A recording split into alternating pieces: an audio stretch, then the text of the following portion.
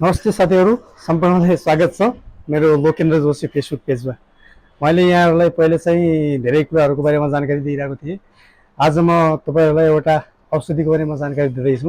यो चाहिँ मिनिल 20 को बारेमा। मिनिल 20 भन्नाले बजारमा चाहिँ धेरै ब्रान्डेड नामहरूबाट आउँछ।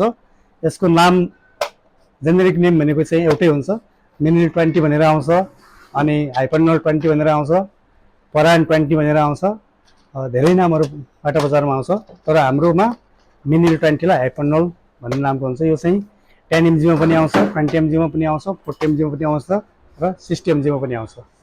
अनि यो चाहिँ केमा प्रयोग गरिन्छ भनेपछि यो चाहिँ यसको मेन कारण भनेको अब मुटु ढुकढुक गर्ने, एन्जाइटीमा काम गर्छ, अनि टाउको दुखाइ माइग्रेसनमा पनि कहिलेकाहीँ काम गर्छ, र कहिलेकाहीँ चाहिँ ब्लड प्रेसर घटाउन पनि काम गर्छ। यसले ब्लड प्रेसर चाहिँ 20 mg 10 mg ले चाहिँ घटाउन सकिँदैन। यसको ब्लड प्रेसर घटाउनलाई म्याक्सिमम 60 mg बिडी गरेर खानुपर्छ। यानि कि बिडी भन्नाले तपाईँको दिनमा 2 चोटि गरेर चाहिँ खानुपर्छ। अनि यो चाहिँ अब यत्तिकै मैले यो औषधिको चाहिँ त्यस्तो व्यापार गर्न खोजेको होइन, यो औषधिको चाहिँ बजारमा ल्याउन खोजेको होइन।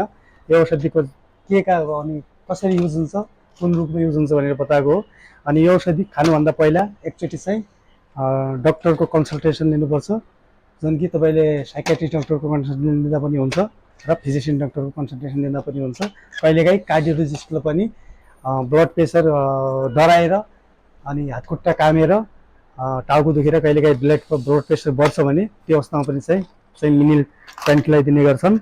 मिनिल 20 हो यसको, यसो मिनिल 20 भनेर छ। यसको जेनेरिक नेम भनेको चाहिँ प्रोप्रानोलोल हाइड्रोक्लोराइड हो। यसले चाहिँ मेन यसको युज भनेको चाहिँ मुटु ढुकढुक गर्ने, हातखुट्टा काम्ने, पल्स रेट हाई ट्याकिकार्डियामा चाहिँ प्रयोग गरिन्छ।